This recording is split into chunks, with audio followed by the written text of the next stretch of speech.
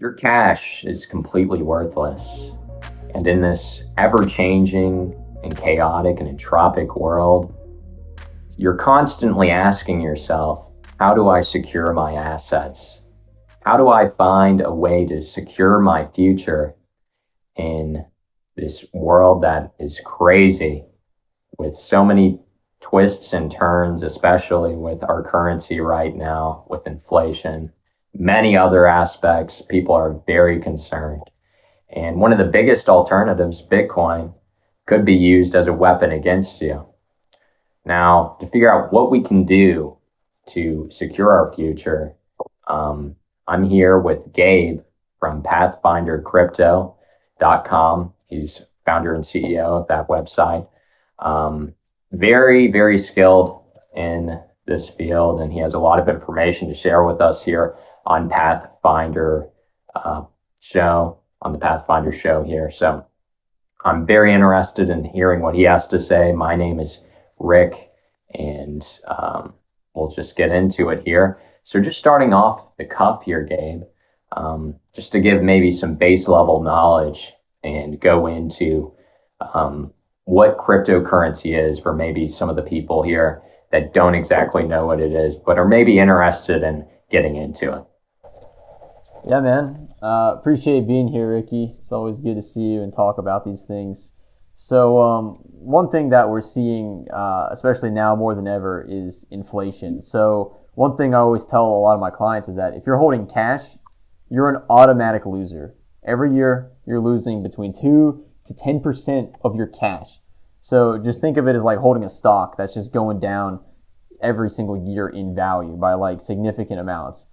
Since the introduction of the dollar, it's already lost 98% of its value. So what would have costed like a nickel back then is probably costing like at least two times that, or not two times, but like $5, $10. I don't know. I didn't do the math, but basically what I'm saying is that cash has gone down in value a lot. So the fact that people are even holding cash now is still mind-boggling. And some people are trying to diversify, right, into heavy metals, precious metals, whatever it may be. Probably not heavy metals. I don't think people are holding on to lead or anything like that. But people are definitely holding on to like gold, silver, platinum, jewelry. Maybe some people even consider their gaming laptop an asset now, or their Robux account, or whatever it may be. But cryptocurrency provides a very realistic and really awesome alternative to cash because just the fundamental way that it's built. And a lot of people, when they hear the word cryptocurrency or whatever, they just think of magic internet money. And the truth is, it's nothing but that. It is not magic internet money. It's actually backed by math, you could say, and by something called blockchain technology. And we can get into how blockchain technology works and everything. But the idea with cryptocurrencies is that they're regulated by code that's preset, and nobody can change that code or the math involved with it. So whatever the initial rules were for that cryptocurrency, it stays throughout unless they do some major update or something to it. But who even is they? Well, it'd be whoever. You can't change anything, so it'd have to be the network, and that would take over 50% of people to be on board with that, just by the way that it's basically designed. So what is that doing? It's putting the power of cash or money or monetary value or just finance in general back into the people's hands instead of the bank or the money printer or the government or whatever it may be that you want to protect yourself from. It's now turning into the people's currency because you can set supply caps, you can control inflation, and a lot of these cryptocurrencies are deflationary. So a lot of them are set to increase in value every single year, where with cash you just don't get that. Okay. Yeah, I think that basically covers a lot of the basics there. Now, one thing, and you kind of touched on this a little bit, how it's backed by math and code there. But one of the most common objections that I'll hear all the time with cryptocurrency is that it's not tangible. You can't hold on to it. There's nothing backing it. It's basically just theoretical. I guess what would your reply be to somebody who has that concern?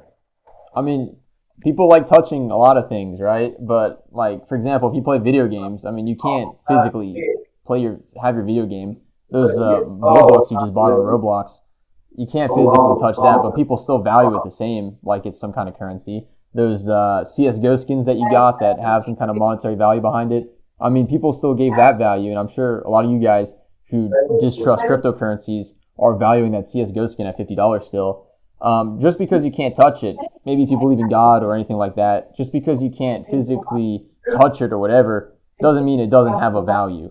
And if you look at cash, what is cash even backed by? Well, nothing. It's backed completely by trust, and trust in what? Trust in the government. And if you trust the government, you've got to be crazy at this point, because they're not there for your best interest. In fact, they're completely against your best interest. They're only there for themselves at this point, or whatever deep state they're serving. I don't know at this point. But with at least with cryptocurrencies, who are you trusting? You're trusting the pre-built code. And it's not like this thing just came out of nowhere. It's been around since, like, I don't know the exact beginning, but 2011, 2012. It's been a solid, probably 10 years by now, decade, that cryptocurrencies have proven to work and increase in value much more than any other currency in the world. So what that tells me is that, and when we're seeing cash decrease in value, it just tells you how much trust there are in cryptocurrencies, and that they do work. Even though it may not be physically backed, there's still some kind of financial backing towards it. Okay. Yeah. Okay. That makes a lot of sense. Now, someone very prominent critic of Bitcoin, Peter Schiff, I'm not sure if you've heard of him, but he's what people would call a gold bug, basically. He's stands or super fans for gold, and he completely rejects Bitcoin. But a very common objection from him is that gold has a very long history of being used as a currency, and it's got a pretty good history of being a deflationary currency as well, or a deflationary precious metal, one of the better precious metals out there. He always talks about how it is tangible and how you can, I guess, give it away. Now, in a common scenario, like let's say somebody's going to Walmart and they're trying to buy groceries. Is it realistic to think that in the future or ever we're going to be using cryptocurrencies to be able to purchase this stuff? Because a lot of people say this, they say it all the time. Cryptocurrencies may be kind of good in theory, but if you have to actually buy something, you've got to convert it to fiat currency. So what would your, I guess, rebuttal, or what would your response be to somebody who makes that objection? Right. Yeah. So a lot of information there. To address the gold concern, I do agree with him. Gold does have a long-standing history. It's proven to work, and I'm all for gold. If you want to hold gold, hold it. But just note that it hasn't gone up 1,000% in the recent years. But when you look at cryptocurrencies, they most definitely have. And gold is great, but it does have limitations with it being tangible. I got employees all across the world, and I can't pay them in gold. That's just not possible for me. I'm not able to mail them gold, but I do pay them in crypto. It's easy. I just send it straight to them. No conversion necessary. And if they want to convert it to fiat later, they can through a centralized exchange or whatever. But a lot of times they just hold the cryptocurrencies, and that's just how it is. So as long as you're not holding cash, you're fine. And gold, I got no problems with gold. Although I do know that if it can be seized, then is it really yours? And the government can and most definitely will seize your gold if they wanted to. And if you look in the past, I think during the World War II era, back when cash was backed by gold, government ran out of gold. What they do? They basically made gold illegal. So it was illegal to hold gold. You can look this up, whatever you want. But they basically did seize people's gold, and that can happen in the future again. And then to talk about, is it feasible to pay people in cryptocurrencies? Is that a world that is possible where people are holding digital currencies in their pocket with a wallet or whatever it may be, or just have it on file somewhere? I don't know. Yeah, most definitely. I mean, I transact with crypto all the time. I pay people in crypto. I'm paid in crypto a lot. I'm always transacting crypto. And to me, it's much easier than waiting on a bank to transfer money for a couple days and then them being closed on the weekends. That's just, I work around the clock. I don't have time to wait for money to be moved from the bank and then me even having to go to the bank. That's always a nightmare. It takes forever. With cryptocurrencies, 24/7, you have access to your funds. There's no middleman involved, because you're going to get something called a private key whenever you download your wallet or have a hardware wallet like myself. which basically just stores your private key. It's a physical device. So if you want something physical to represent your crypto, you can have that physical wallet that has your private key. What that private key does is it basically allows you to access the blockchain and basically move your funds, access your funds. And then when you have what you call a public address where people can send your crypto to. So it's just like basically like mailing crypto to someone or whatever. But yeah, that world is definitely possible. And people spend crypto even today. In terms of conversions, there are apps out there right now that will instantly convert your cryptocurrencies to fiat currencies. So I'm able to spend my crypto wherever I want just by turning it into a Visa card right now. And that works perfectly fine with me. And then some vendors even just take the crypto straight up, which works even better. Either way, I'm still able to spend it. And eventually in this world, I think I don't know if it'll ever happen, but I think one day that people will be more accepting of crypto. And it's literally as easy as scanning a QR code or copying and pasting an address or whatever it may be. It's not hard to transact crypto. So a world like that most definitely can exist. Okay. Yeah. So yeah, that you unpacked a lot there. I appreciate that. But going into, I guess, gold and on some other levels there, you brought up a lot from, I guess, back in the 1930s, FDR made it illegal to hold gold, illegal to hold gold basically. And if you held gold, you had to sell it back to the government at their price, basically. Do you think there's ever going to be a point where Bitcoin gets regulated to that extreme where the government ends up either doing a Bitcoin buyback program or cryptocurrency buyback program? Yeah, so one of the most scary concerns to me with Bitcoin in general, don't get me wrong, crypto is great and everything, but a lot of cryptos have the wrong idea when it comes to privacy. And unfortunately, with Bitcoin, although they got the right idea with giving people access to their funds, they got the privacy side all wrong. There is absolutely zero privacy. It is not anonymous. Bitcoin is anything but anonymous. In fact, all of your Bitcoin transactions are tracked and stored on the blockchain forever. And those addresses are linked to your exchange, which is linked to your personal data. And the government most definitely has access to that data. So is it possible for the government to seize your Bitcoin? No, there's no way that the government could forcibly take your Bitcoin from you unless they held a gun to your head and made you type in your wallet and send all of your Bitcoins to them. Is it possible for them to regulate it to the point where you can't even transact cryptocurrencies? It's possible. They could ban mining software rigs or whatever. They could set up firewalls so people can no longer mine it and process transactions. But I think the major concern is just regulation of the exchanges. What if they made it illegal to sell your Bitcoin back or something like that for cash?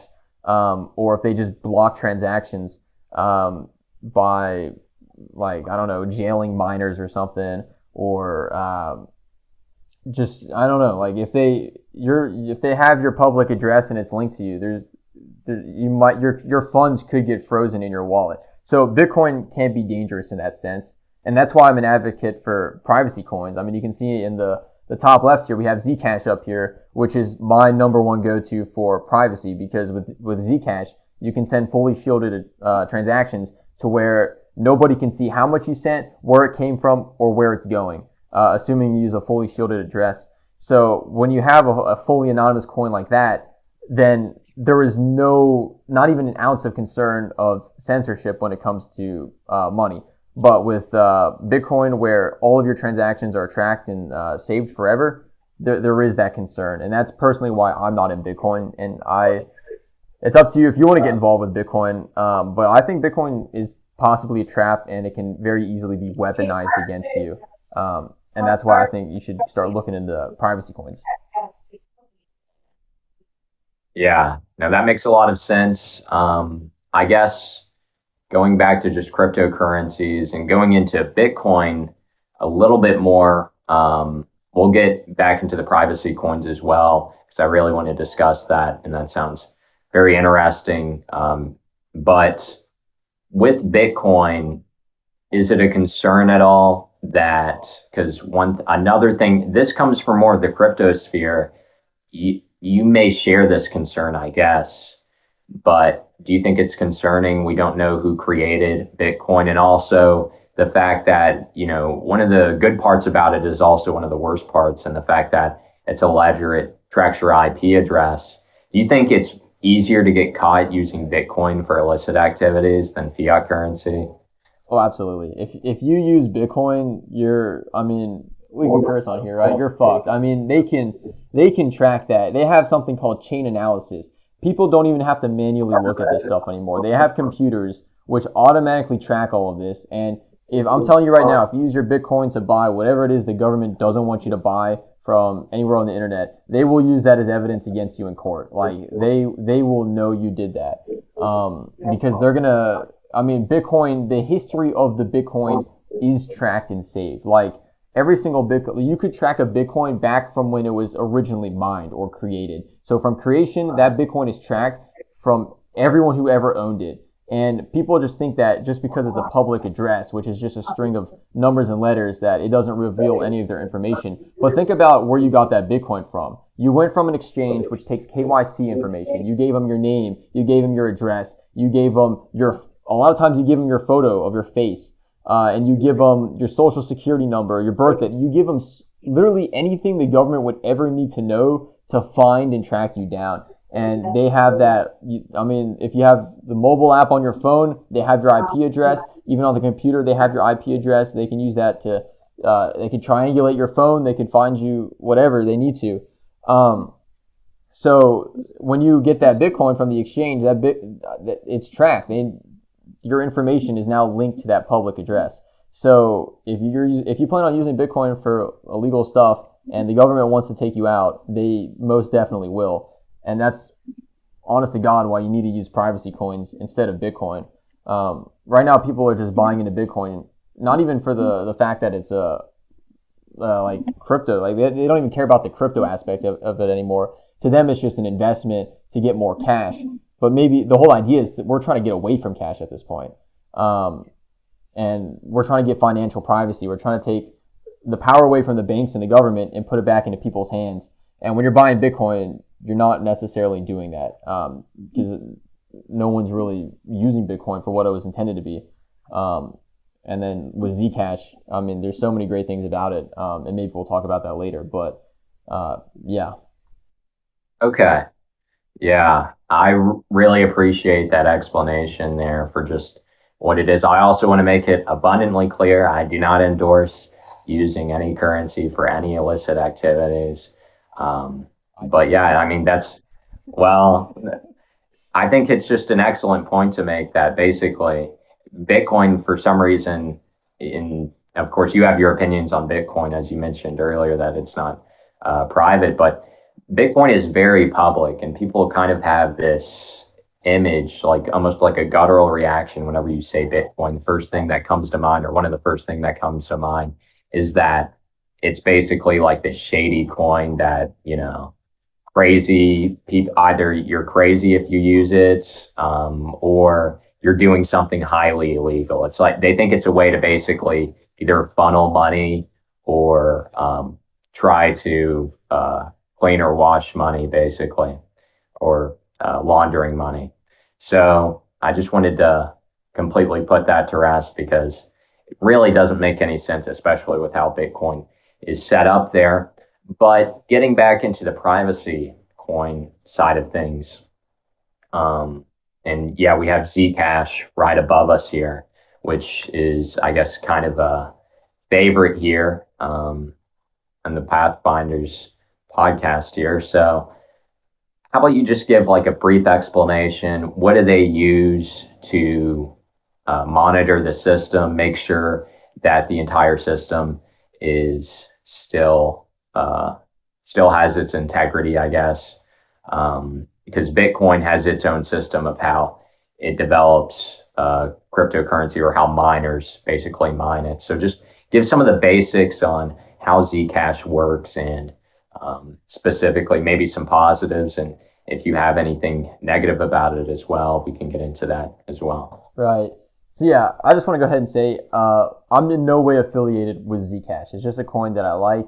because it is the ultimate privacy coin. So let's just take a look at kind of what Zcash is. So basically, you can think of it as just a fork of Bitcoin. They basically copied and pasted Bitcoin, except they added lower transaction fees and something called zero knowledge proofs, which makes it so instead of giving up that public address and the amount that you're sending and who you're sending it to and where it's coming from, instead of giving up all that information, what they're doing now is instead of giving up that part of the information, you give up basically the numbers that calculated that information. So you're giving up, basically when your math teacher says, show me your work, you show them the work, but you don't show them the product. And that work is what proves that you own all of that information, you could say.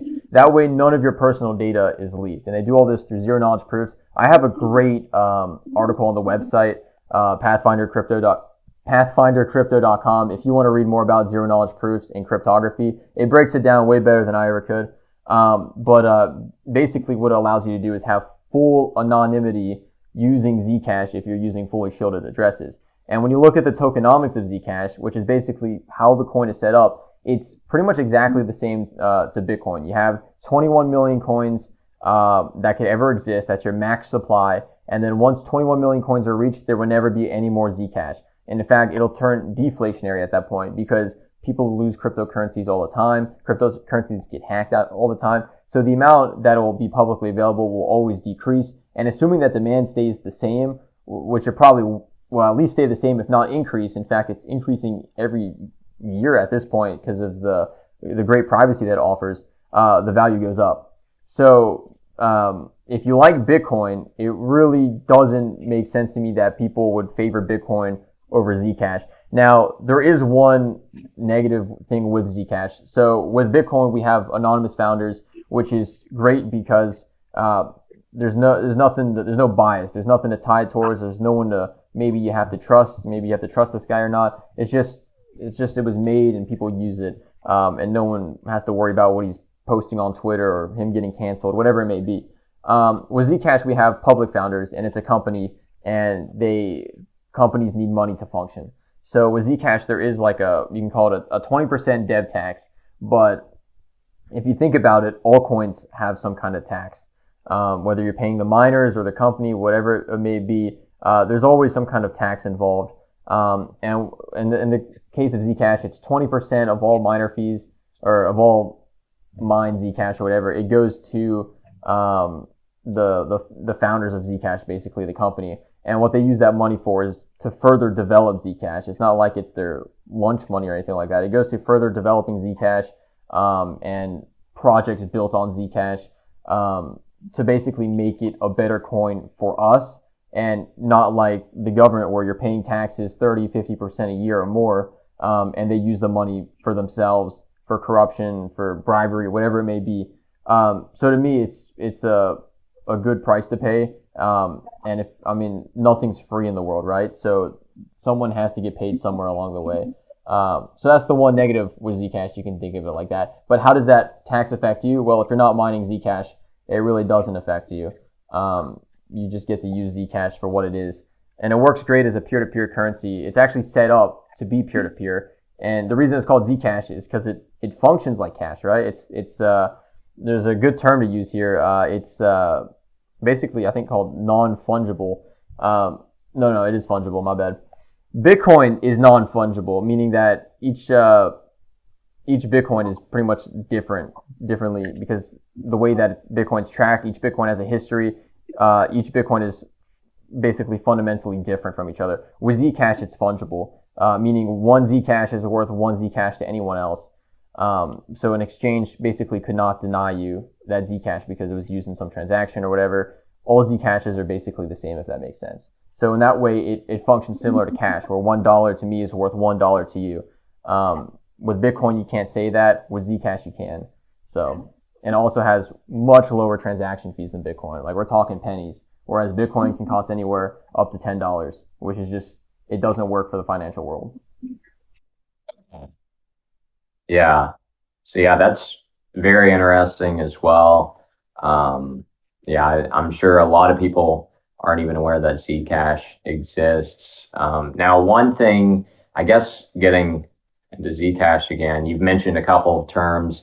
Just want to make sure no one who's viewing this is confused at all. But so peer-to-peer, first of all, if you wouldn't mind just defining what peer-to-peer means, and also just the ways to buy cryptocurrency, and also how would you buy Zcash? Basically, what's the method of buying Zcash there, if anyone is interested in getting that? Right. Yeah. So basically, peer to peer is just me and you transacting money. I can send money to you. You can send money to me. Basically, think of it as like exchanging cash with someone. That's peer to peer. So with Zcash, it's set up like that, except you can pay anyone across the entire world instantly, pretty much. So that's what peer to peer is, and Zcash functions on a peer to peer basis. That's how it's set up to be. They want you to transact your Zcash and use it as a currency, and that's why they're investing so much into ways to integrate Zcash payments for companies and whoever else accepts money in the world. And then in terms of like getting into crypto, as of right now, you go through an exchange, pretty much either a centralized exchange or decentralized exchange. The easiest way to get involved with crypto is to sign up to some kind of exchange. If you're in the US, I use Binance.us. That's one of the best ones I've found. And if you're looking to get hardcore into Zcash, Gemini is also really good because you can withdraw from Gemini using that fully shielded, which means when you withdraw that Zcash, no one knows how much or where it goes, which is very important in terms of privacy. But Binance.us has really low fees to get involved, and all you got to do is set up the account, buy some crypto, and then set up a wallet, whether you buy a hardware wallet online or you download one off the internet or on your phone. You can take your crypto, send it off the exchange, and put it in your wallet. And the reason I recommend you hold it in your wallet is because when you hold it on the exchange, that's pretty much an IOU. You don't actually own the crypto yet. The exchange owns the crypto, except they just owe you the crypto. So take it off the exchange, get control of your money, because who knows, what if the exchange gets hacked and you lose that money? Or what if the exchange all of a sudden decides censorship is the way to go? What if the government buys out the exchange? Then that's just tough luck. You just lost your money. But if you put it on your wallet, no one can ever take it from you unless you really fuck it up and like give someone your private key or your recovery phrase or whatever it may be that gives them access to that wallet. So yeah, basically set up an exchange, buy some crypto, send it to yourself. And Zcash you can find on pretty much most exchanges. Okay. Yeah, that'll be really helpful for anyone interested in that. Now, getting into some of our final topics here, I really want to delve into, and this may be a little bit confusing to some people that are newer to crypto, but there's a lot of arguments against altcoins or alternative coins, anything basically other than Bitcoin or maybe even Ethereum, I guess now. There's most coins other than that are considered what's called altcoins. And there's a very large group of people invested in Bitcoin that would describe themselves as Bitcoin maximalists. They have a lot of counter arguments. I myself am not a Bitcoin maximalist. I do have preference for Bitcoin over other cryptocurrencies. I'm actually very interested in Zcash now that you've explained it now. But there's a lot of people that are very heavily invested in Bitcoin, not just monetarily, but ideologically. And they basically believe that by diversifying all these different types of coins, you're kind of, I guess, you're decentralizing the entire system of cryptocurrency, which is in effect bringing down the power of Bitcoin, which they believe that Bitcoin, there's a necessity for it to have a certain amount of power for it to actually take down fiat currency. And that's kind of their ideological premise of why they think cryptocurrency is necessary, is to take down fiat currency for a variety of different reasons, which we can also get into later. But I guess what would your argument be to them to basically say, listen, altcoins are not going to hurt cryptocurrencies, other cryptocurrencies like Bitcoin or Ethereum? Or do you think that Zcash does hurt Bitcoin? Do you think that's a good thing? I guess, what would your, objection be to all of that?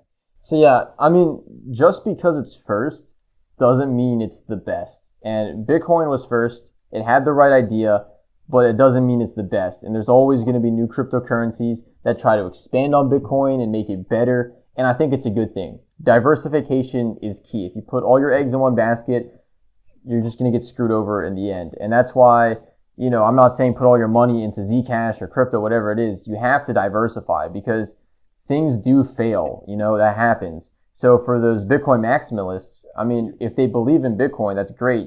Buy Bitcoin, hold it, whatever. But if you just put everything into Bitcoin, when mass censorship does happen and your funds are stuck in Bitcoin, then you got nothing left. So in terms of your portfolio or whatever you're holding, the way you're securing your assets, hold a little bit of everything. So I think altcoins are great in terms of the survivability of crypto, because if you just have one cryptocurrency that what everyone's using and then for whatever reason it doesn't work out, then people aren't going to trust cryptocurrencies again. It's just everyone's going to lose everything and it's just going to be a disaster. But when you have that diversification, you have people holding a variety of different cryptocurrencies that each solve different unique problems. You can't just, maybe people would ideally want a coin that solves every single problem, but that's just not going to happen right now. There's different coins that solve unique different problems that have their own unique code. And that way people can pick and choose and kind of customize how they want their assets to be stored, instead of just having one way to go with it. So I think altcoins are great for the crypto community. It brings people in. It gives people choice, which I think is very important. If they only have one cryptocurrency to choose from, that's just not great. In terms of, does it take away power from Bitcoin or anything like that? I think in a sense it does, if people are just using whatever cryptocurrencies they want, how do vendors decide which cryptocurrencies to accept? Do they just accept all of them, or do they have to pick a few hundred to accept? It's just not, the logistics just aren't quite there yet. The way I kind of see it happening is that there will be, most altcoins will probably end up dying or just having some kind of, there'll just be a little, they'll still be around, but they won't be super popular in terms of exchanging. But then once coins reach a certain market cap and they survive long enough, they'll be accepted as a general currency, and it's just going to keep adding. So people will probably be accepting Bitcoin, Ethereum, Zcash, whatever other cryptocurrencies make it to the top. And it's just like world currencies, we don't just have, people say that the dollar is the reserve of the world or whatever. Bullshit. Everyone has their own currencies that they accept and use and diversify into, whether it be gold or cash or whatever else, stocks, bonds, crypto. So I think diversification is good, and it's not taken away from Bitcoin. It's just giving people choice in the matter of how they want to store their assets. Yeah, and I think it's also a good point to say basically Bitcoin, it can be used for a lot of things, but there's kind of some limits to what it can be used for. Like Ethereum and Bitcoin, clearly there's, a theme between the two that they both share. Both are cryptocurrencies based on blockchain, but Ethereum really has vastly different usage than Bitcoin in a lot of different ways. That has to do with utility and capability. And, some cryptocurrencies, quote unquote cryptocurrencies, or just, I guess, things built on the blockchain can be used for very practical things. It doesn't even have to be used for as a replacement for fiat currency. For example, if somebody is trying to modify, or they're trying to keep count in a ledger form of different products, tying a quote unquote cryptocurrency or a blockchain crypto to that asset will help them keep a ledger of where everything is. It helps in different industries. So they can be used for different industries, and there's a lot of different usage there. So I think, yeah, that's a very excellent point. Now, I guess getting into really where we started the episode off, and this is, if there's any Bitcoin maximalists still watching this video and they're not already mad right now, they're going to be infuriated by what we're about to discuss. But I discussed basically that the government can weaponize Bitcoin against us. Now, I guess, you have a little more information on this, Phil, so I'll just ask you, how do you think Bitcoin, it may not actually happen, but theoretically, we're talking in a theoretical scenario, how could the government technically weaponize Bitcoin against us? Yeah, so it all ties back to privacy and all that data that you're basically giving to them. So there's a common saying, or I don't know how common it is, but it's something I've heard. If you can control the food, you can control the money, and you can control the energy, then you can control the people. And one of the things the government wants to control is the money. And how are they going to control the money? Well, traditionally it was through banks. That's how they controlled the money. But now we have cryptocurrencies, which do all the controlling for them, basically. And I mean, take everything I say with a grain of salt, because I get all my data from very interesting sources, you could say, and who has no business being in crypto, but he does say some very interesting things, which kind of makes it somewhat believable. But one of the things he said was that they're trying to trick you. Like, that's all he had to say about crypto, is that they're trying to trick you. But there will be some coins that will make you rich. That'll make the next millionaires, because these are the coins that are going to survive and provide the most use case to people. And when I heard the words, they're trying to trick you, it made a lot of sense to me personally. Now, whether it makes sense to other people or not, I don't know. But in terms of banks now all of a sudden supporting Bitcoin, in terms of like payment gateways all of a sudden supporting Bitcoin, I mean, when you think about that, Bitcoin's taken away business from them. It doesn't make sense for all these banks and hedge funds or whatever to all of a sudden be interested in Bitcoin or anything like that. And because there's no money in it for them. And I'm telling you right now, they're not there for the common good. So to me, it sounds like that they're trying to get people into Bitcoin. They're driving up the price of it. And people are, these companies are using it as a way to make money, obviously. They hold large amounts of it, and they ride the wave as well. But in terms of how does it turn into a weapon? Well, when everyone has Bitcoin and it gets adopted and everyone's transacting with it, now the government can use chain analysis to see every single transaction you've ever made. They can see how much you're getting, from where it's coming from, to who you're sending money to. They see everything now, like every single transaction. And not only that, they see how much you're stacking too. There is no hiding money the second we go on a Bitcoin system. No hiding money. I guarantee you, no one will be evading taxes if everyone went on Bitcoin. Like, that will not happen. So in terms of how will it turn into a weapon, they're basically they will track everything about your Bitcoin, and they will take as much of it as they can from you and prevent you from spending it in certain places, because they're just gonna take control. They have the ability, they have the resources and the tools to basically just dominate the crypto, like the Bitcoin blockchain, and just record everything about you. And not only just tracking everything, but they through regulation, they can basically censor your Bitcoin transactions. Your funds will be frozen in your wallet. If anyone deems you some kind of criminal, whatever, all of a sudden you decided to help the world out in some way and the government didn't like it, or you ticked off a few people in power or whatever, they're going to freeze your funds. They're going to tell miners, don't validate these transactions. They're going to tell exchanges, don't accept any transactions from this address because he's wanted, or whatever it may be. And your money will be frozen. There was the case with the Polygon hacker who stole like millions of dollars. He ended up giving all the money back because it was frozen in his wallet. He couldn't even do anything with it because everyone just blocked all of his transactions. And I'm not sure if he's still sitting on some. I'm sure he's still sitting on a few million, but he gave most of it back, I think. And even with the other Bitcoin hackers you see most of these hackers, they just even if they actually, a lot of them don't even get away with it. A lot of them just get caught nowadays. But some who don't get caught with it, the money gets caught and it gets trapped. And your money will get trapped too. They're going to if they don't want you to be spending Bitcoin, they're going to make it to where you can't spend Bitcoin. And like I said, Zcash, that can't happen with that, because no one can see that. They can't track you. They can't censor the transactions. So in terms of how do they turn into a weapon, that's exactly how they do it. Same way they can turn your credit card into a weapon.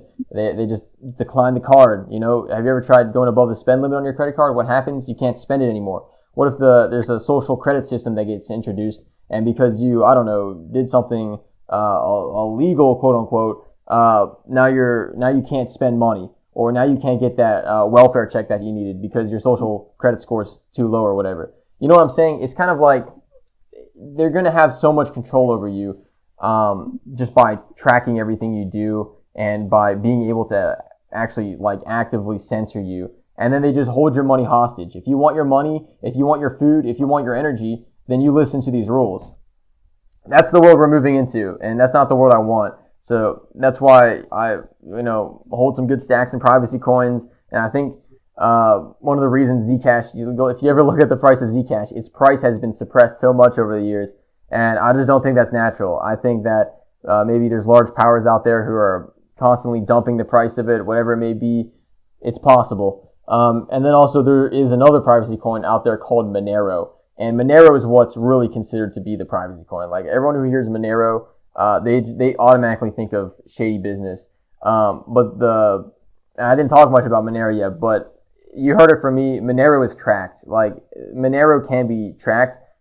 Even the founders of Monero and the community have no idea how the technology works, how the mixing of the coins work, because it uses something called ring signatures. I don't know much about it. All I know is that it just mixes these currencies together.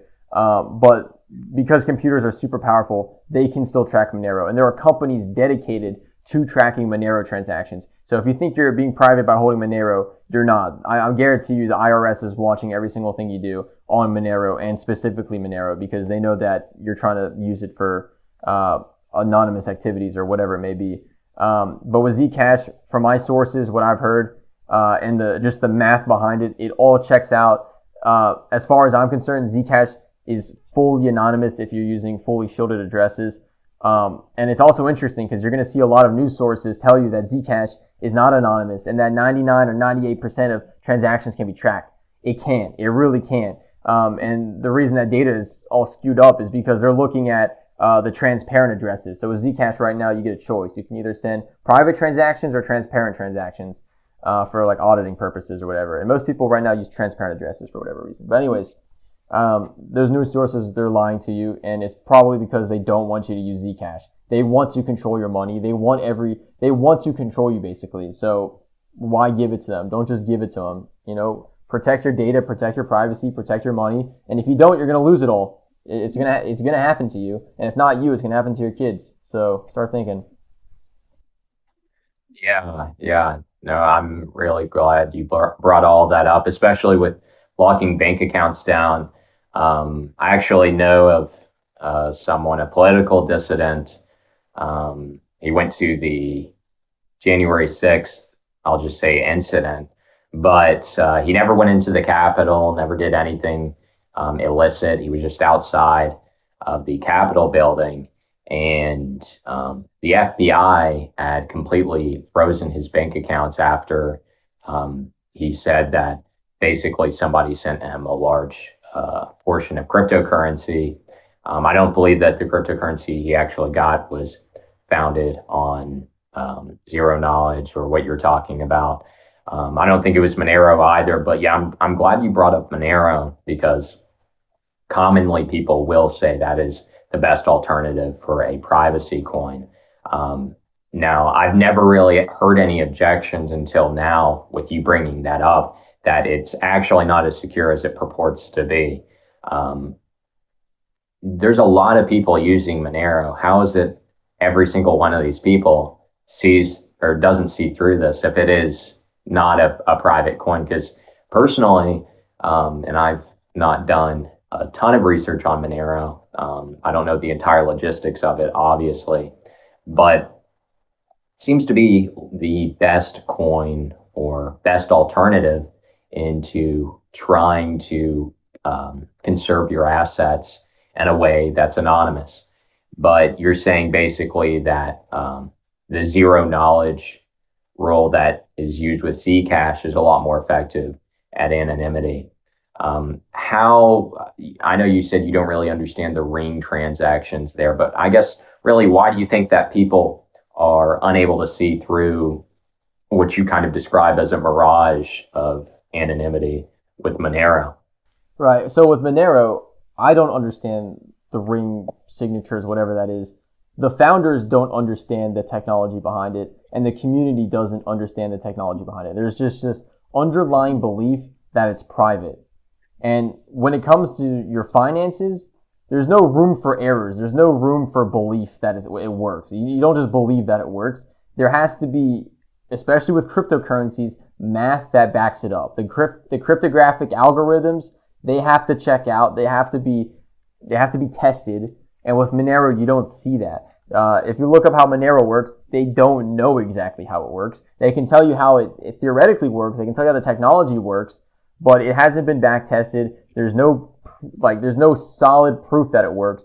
And there's companies, literal companies, that are dedicated to tracking Monero transactions. Now, how would these companies even be semi-profitable if they couldn't even track a Monero transaction, right? So obviously, because they're still in business, they must be tracking a lot of Monero transactions and getting paid pretty good to do it.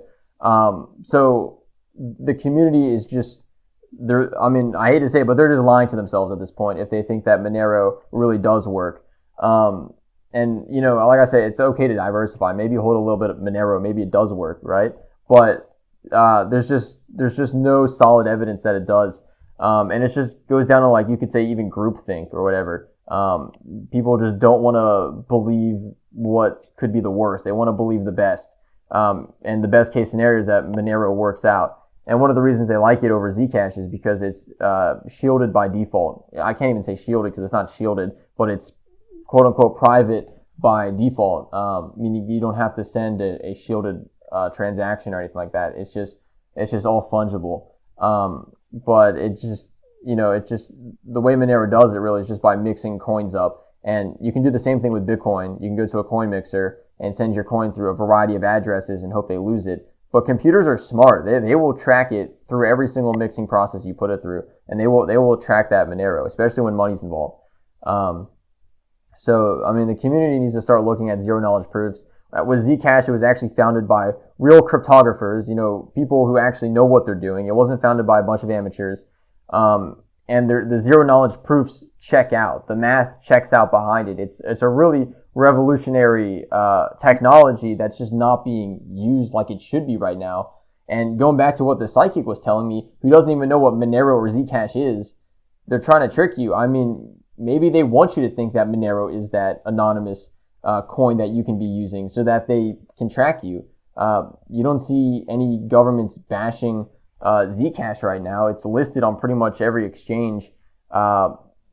Maybe they just, I don't know, like, you have to get into some really deep theories, but to me it just sounds like Monero is a trap, and the community maybe should start looking and start asking the tough questions. Does this really work? How do we actually know that this is fully anonymous?